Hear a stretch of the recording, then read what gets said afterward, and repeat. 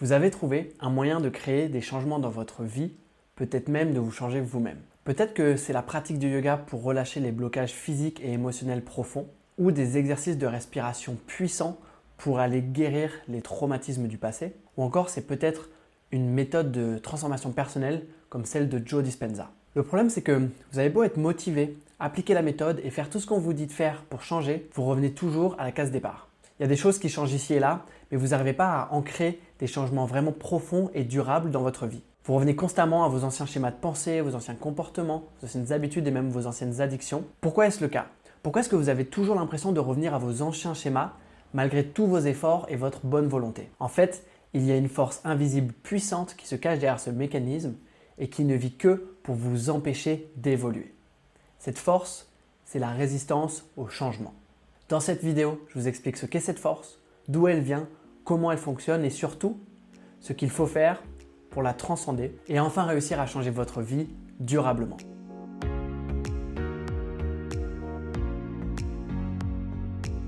Bonjour, je suis Paul de vivre-en-connexion.fr et ma mission est de vous aider à vivre en connexion avec vous-même au quotidien. Avant d'entrer dans le vif du sujet, sachez que si ce travail de reconnexion à vous-même vous intéresse, vous pouvez vous rendre sur vivre-en-connexion.fr et là vous pourrez vous inscrire pour rejoindre mon programme gratuit sur 7 jours qui vous accompagne dans ce travail de reconnexion à son corps, de reconnexion à soi-même et qui vous permet de débuter votre processus de transformation intérieure. Et sinon, si vous souhaitez me suivre un peu plus personnellement, vous pouvez me retrouver sur Facebook et sur Instagram en tapant Vivre en connexion.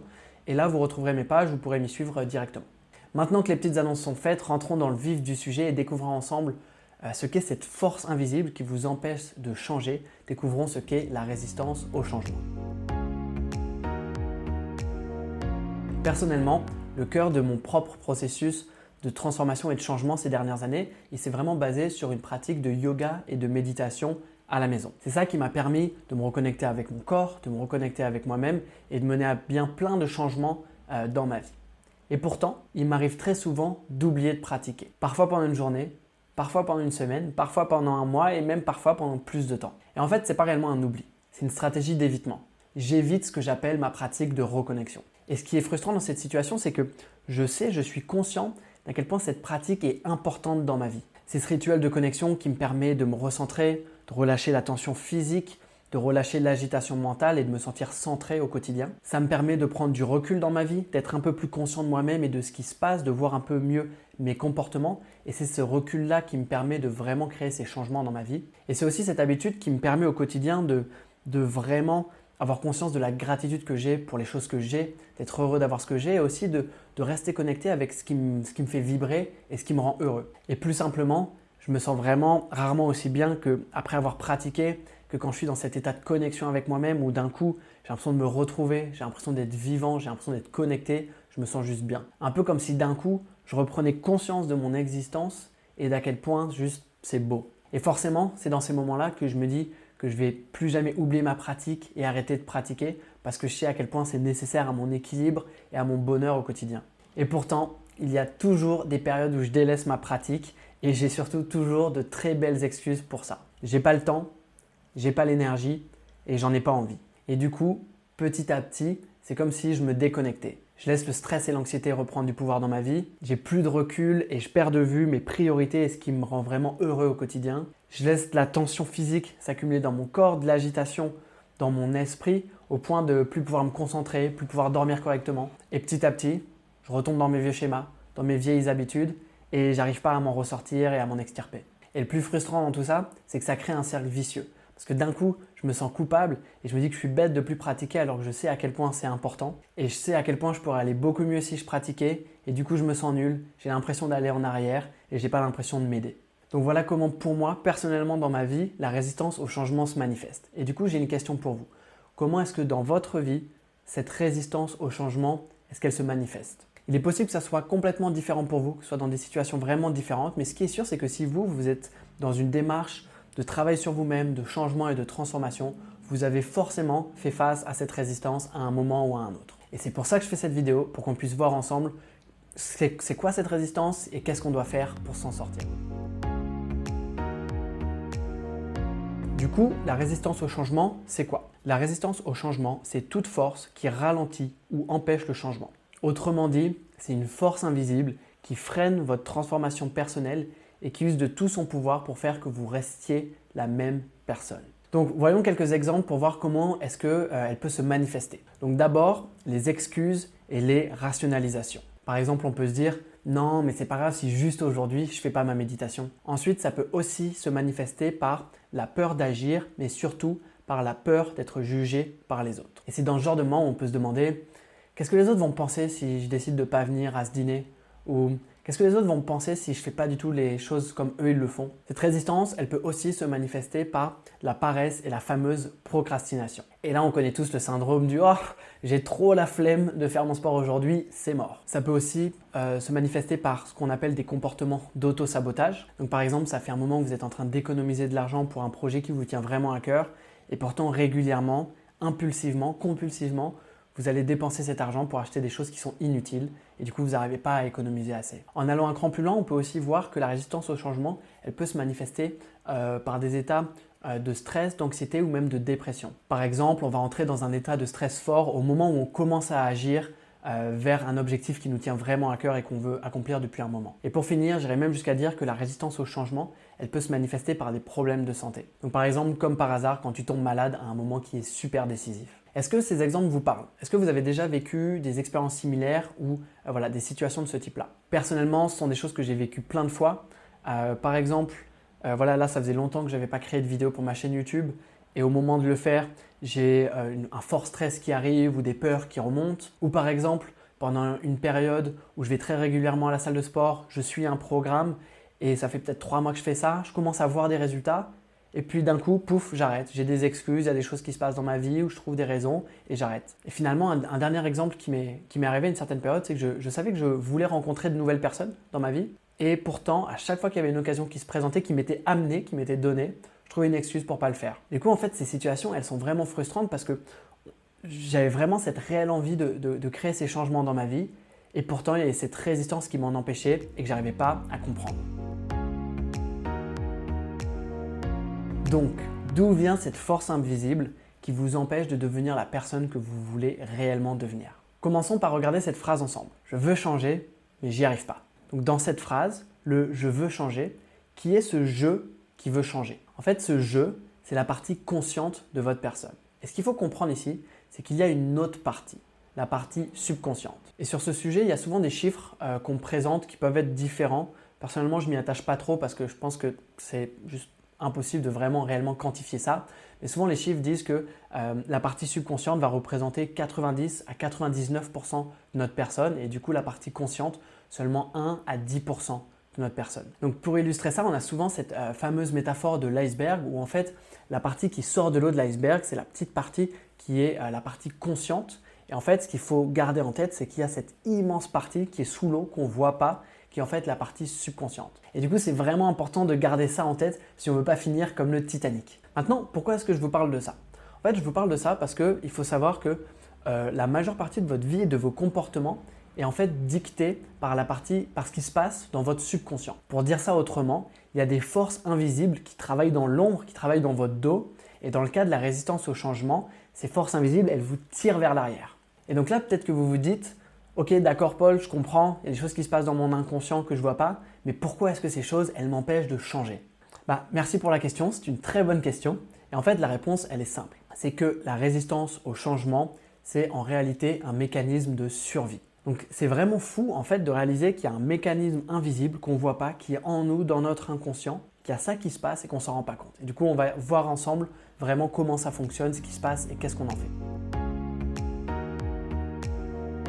Pour comprendre ce mécanisme, il faut d'abord commencer par comprendre ce qu'est l'ego. Donc pour faire vraiment simple, on peut définir ici l'ego comme la totalité des expériences qui se sont accumulées dans notre passé. Donc par exemple, les croyances que vous avez intégrées pendant votre enfance, votre éducation, votre profession, votre place dans la société, vos possessions, la taille de votre compte en banque et plein de choses encore. Autrement dit, l'ego, c'est tout ce à quoi vous vous identifiez qui forme votre perception du moi et qui vous rend différent des autres. D'un point de vue plus spirituel, on peut aussi voir l'ego comme cette identité qu'on a construite et qui crée ce qu'on appelle l'illusion de la séparation aux autres. Mais ça, ce serait le sujet d'une autre vidéo complètement différente. Ce qu'il faut savoir en fait ici, c'est que votre ego, c'est une entité qui est vivante et comme toute entité, elle cherche à survivre à tout prix. Et du coup, cette partie de vous qui s'identifie au passé, elle n'a qu'une seule peur, c'est le futur. Ou plutôt, un futur qui soit différent du passé. Pourquoi?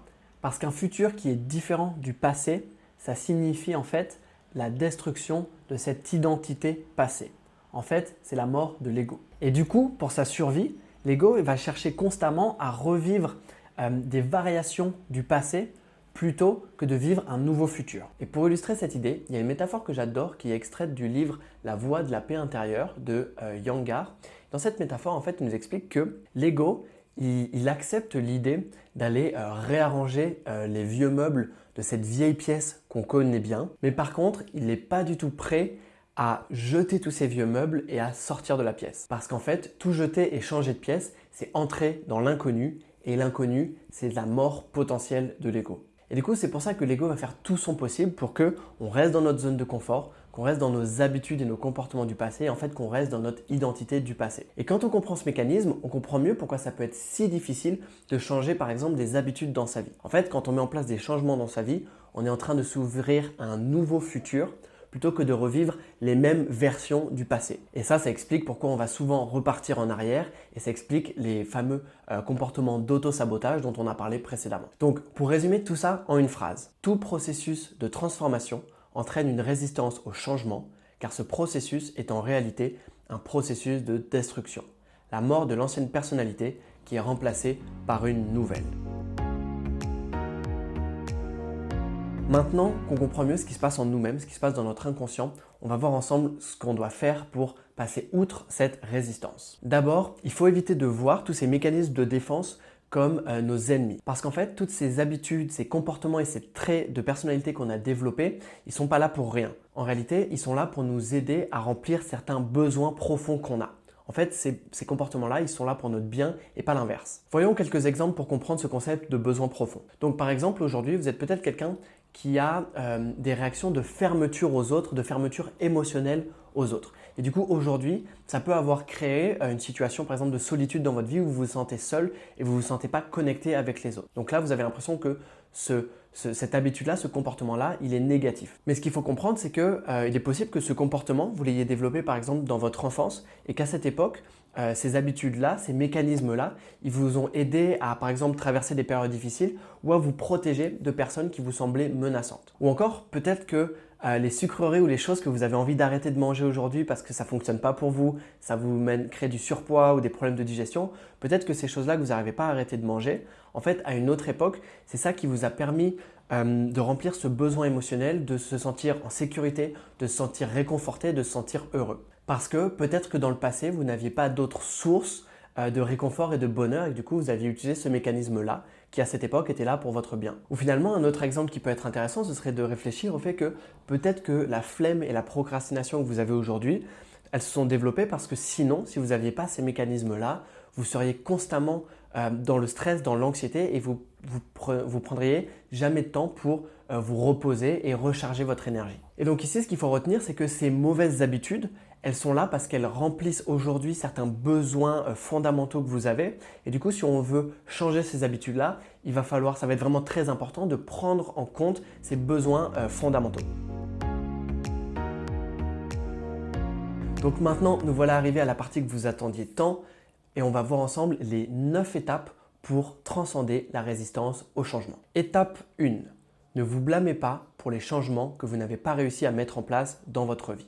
Donc ici, ce qu'il faut retenir, c'est que en fait, chaque échec, c'est vraiment un apprentissage. Parce qu'en fait, dans ce processus-là, vous apprenez à vous connaître, vous apprenez à identifier vos besoins fondamentaux et vous apprenez aussi à comprendre qu'est-ce qui se passe dans votre inconscient et comment ça marche. Donc chaque échec, en fait, de ne pas avoir réussi à mettre en place telle ou telle habitude, ça vous permet de mieux vous connaître. Donc c'est vraiment cet état d'esprit-là qu'il faut avoir. Étape 2, identifier les situations et les moments où la résistance au changement s'active. En fait, ici, ce qu'il faut faire, c'est petit à petit, il faut être capable de reconnaître comment est-ce que vous, dans votre vie, la résistance au changement, est-ce qu'elle se manifeste. Donc ici, ce que je vous conseille de faire, c'est peut-être de prendre un carnet, un stylo, et soit vous pouvez re-regarder cette vidéo, ou alors vous pouvez aller dans la description de la vidéo et trouver le lien vers l'article qui correspond à la vidéo pour voir le texte en fait de la vidéo. Et là, comme vous l'avez vu dans cette vidéo, il y a eu beaucoup d'exemples de comment est-ce que la résistance au changement peut se manifester, des exemples concrets, plein d'idées. Donc ce que je vous conseille de faire ici, c'est d'aller revoir ça et de noter quels sont les exemples qui vous ont parlé et vous vous êtes dit, tiens, c'est vrai que moi dans ma vie, ça se passe comme ça. J'ai remarqué qu'il y avait tel schéma qui se répétait. Donc de faire ce travail-là pour commencer à identifier la manière dont la résistance au changement se manifeste pour vous. Étape 3, reconnaissez et acceptez qu'il y a une part de vous qui résiste au changement et qui essaie de rester en vie. En fait, ici, ce qu'il faut faire, c'est au lieu de se battre contre soi-même, d'être en résistance, il faut vraiment aller rencontrer cette part de nous qui essaie de nous protéger et de réaliser que ce mécanisme, il est là pour notre bien et en fait d'accepter qu'il y ait ce mécanisme qui peut nous paraître négatif, mais qu'en fait, ce mécanisme, il est là pour nous aider. Étape 4, comprenez pourquoi vous avez développé ces schémas de comportement dans votre vie. Donc ça, cette étape, elle est très importante et elle est liée à ce dont on parlait précédemment sur le concept de besoins fondamentaux. Ici, ce que vous devez faire, c'est comprendre pourquoi est-ce que certains comportements que vous avez développés au fur et à mesure de votre vie se sont développés. En fait, quels sont leurs rôles ou plus précisément, quels besoins fondamentaux est-ce que tel ou tel comportement comblé. Étape 5, remerciez ces anciens comportements pour tout ce qu'ils ont fait pour vous et dites-leur qu'ils n'ont plus besoin d'être là aujourd'hui. Donc cette étape, elle peut paraître un peu bizarre, mais ce qu'il faut faire ici, c'est vraiment aller reconnaître que les différentes mauvaises habitudes et comportements qu'on a développés, comme on a dit précédemment, ils étaient là pour notre bien. Et ici, il faut reconnaître qu'ils ont eu une certaine utilité, qu'ils nous ont aidés et ensuite leur dire que aujourd'hui, ces comportements-là, ces mécanismes, ils ne nous servent plus et qu'on est prêt à en amener d'autres qui vont être plus sains et qui vont tout aussi bien remplir les besoins fondamentaux qu'on a. Étape 6, trouver un nouveau moyen de remplir ce besoin profond. Donc voilà, ici logiquement en fait, ce qu'il faut comprendre, c'est que si vous avez une habitude aujourd'hui, un comportement qui remplit un certain besoin fondamental et que vous enlevez cette habitude, mais que vous ne trouvez pas un autre moyen de remplir ce besoin fondamental, alors votre tentative de changement, de transformation, elle est vouée à l'échec. Parce que chaque besoin fondamental que vous avez doit être comblé, donc il faut trouver un nouveau moyen de remplir ce besoin profond que vous avez avec une autre habitude, un autre mécanisme, un autre comportement. Étape 7, visualisez la nouvelle identité que vous souhaitez incarner et qui a mené à bien tous ces changements dans sa vie. Donc ici, en fait, vous devez créer vraiment une vision claire de la nouvelle personne que vous êtes et qui remplace cette ancienne identité que vous avez. Pour revenir à la métaphore, en fait ici ce qu'on veut faire, c'est avoir une vision claire de la nouvelle pièce dans laquelle on entre et des nouveaux meubles qu'il y a, plutôt que d'essayer de réarranger les mêmes vieux meubles dans la même vieille pièce qu'on connaît déjà très bien. Étape 8, faites vos nouvelles actions chaque jour et restez conscient des mécanismes de défense de votre ego. Donc comme on l'a vu, en fait, quand vous suivez tout ce processus, vous êtes réellement en train d'apprendre à vous connaître et à comprendre comment vos mécanismes profonds, inconscients fonctionnent. Donc ici, ce que vous voulez faire maintenant, c'est vous mettez en place les changements que vous voulez mettre en place dans votre vie et l'objectif ici, ça va être de rester très conscient de ce qui est en train de se passer, des schémas, des mécanismes de défense qui vont s'activer et des choses qui se passent et de petit à petit mettre en place les changements et rester conscient de ce qui se passe. Pour ça, il y a plein d'outils qui existent qui permettent de développer un peu notre conscience de nous-mêmes. Ça peut être par la méditation, par le yoga, par l'écriture. Il y a plein de moyens que vous pouvez utiliser. Mais ce que je vous conseille de faire, en tout cas, c'est de bien garder en tête qu'une fois que vous mettez en place des changements, il y a plein de choses qui vont se passer dans votre vie, dans votre inconscient. Et il va falloir en rester conscient. Étape 9. Vivez tout ce processus de transformation avec bienveillance et amour pour vous-même. Donc ici, en fait, l'idée, c'est que quand on est en train d'essayer de changer des choses, ça peut être très frustrant. Et ce qu'on veut éviter de faire, c'est d'être constamment en train de se culpabiliser, de se blâmer et d'être un peu en guerre contre soi-même. Donc ici, gardez en tête que tout ce travail-là, il peut être fait avec amour, il peut être fait avec calme, il peut être fait dans la bienveillance. Donc quand vous faites ce travail sur vous-même, restez, traitez-vous bien et voilà, ne vous culpabilisez pas. Donc pour terminer, j'ai un dernier conseil à vous partager. De mon point de vue, l'élément clé dans ce processus et qui devrait en fait être la première étape de tout ce travail, c'est le suivant. Vous devez commencer par mettre en place une pratique quotidienne de connexion avec vous-même qui va vous permettre en fait de faire ce travail profond de transformation intérieure. Et ça, c'est ce que j'appelle le rituel de reconnexion. C'est un rituel qui vous permet de revenir à vous-même, de prendre un peu du recul avec ce qui se passe dans votre journée, de gagner un peu de conscience de vous-même, de vous recentrer, de relâcher la tension, de créer du calme. Et c'est ça qui va agir comme en fait la fondation de tout ce travail que vous êtes en train de mettre en place pour changer des choses dans votre vie. Parce que de mon point de vue actuel, après le travail que j'ai fait, les expériences que j'ai pu avoir, vraiment, le bilan que j'en fais, c'est que c'est vraiment impossible de mettre en place des changements durables et profonds avec des petits hacks, des techniques superficielles ou en essayant en fait de forcer le changement par la volonté parce que tôt ou tard, les choses un peu comme un château de cartes, ça s'écroule. Et c'est pour ça qu'ici, pour moi, la première étape, c'est vraiment de créer une fondation solide de connexion avec vous-même. Maintenant, vous devez savoir que se reconnecter avec soi-même, en tout cas de la manière dont moi je le fais, c'est réellement en fait en quelque sorte emprunter le chemin spirituel. Et ça va amener beaucoup de changements dans votre vie parce que si vous voulez aller faire ce travail, d'aller changer votre ancienne identité et en créer une nouvelle, vous allez devoir en quelque sorte laisser aller des bagages émotionnels, des bagages du passé en fait, d'aller relâcher vos anciennes habitudes, vos anciens comportements, des anciens traits de personnalité que vous avez développés qui ne vous servent plus. Et donc tout ce travail d'aller s'aligner avec ses besoins profonds, de se reconnecter avec soi-même, c'est potentiellement le travail le plus important de toute votre vie et c'est ce que moi j'aime bien voir comme le chemin en quelque sorte de guérison et de transformation personnelle, de transformation intérieure. Si vous souhaitez faire ce travail dans votre vie, j'ai quelque chose à vous proposer. Sur les 7 prochains jours, je vais vous expliquer comment se reconnecter avec soi-même et démarrer ce processus de transformation intérieure. Je vais vous partager les enseignements et les pratiques qui m'ont permis de traverser la période qui a été la plus difficile de ma vie et qui m'ont permis de réellement commencer à créer ma vie. Donc vous pouvez cliquer sur le lien qui apparaît juste en dessous de moi ou vous rendre directement sur vivre-en-connexion.fr pour vous inscrire et rejoindre le programme de 7 jours que vous allez recevoir chaque jour par email. Et bien entendu, si vous avez aimé cette vidéo, vous pouvez cliquer sur le pouce vers le haut et surtout vous pouvez vous abonner à la chaîne. Et si vous voulez être notifié pour ne pas rater les futures vidéos, vous pouvez cliquer sur la petite cloche. Merci beaucoup pour votre attention. On se retrouve dans une prochaine vidéo. Peace.